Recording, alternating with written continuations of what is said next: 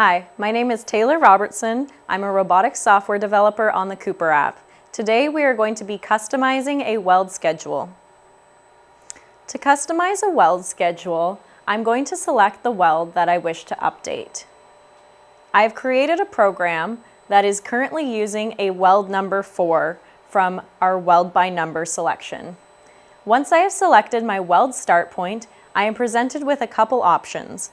I am going to select Edit Weld, which presents me 2 additional options. The top option giving me the weld type I am currently using.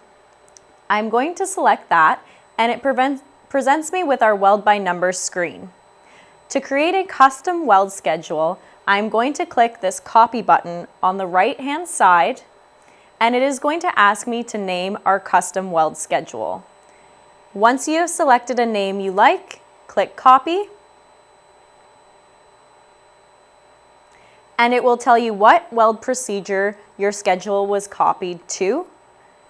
Then it will list it underneath the custom weld schedule list. To edit these settings, you can click the edit icon, which will present you a couple options that you can update. The first option is travel speed, second, wire feed speed, and third is trim value.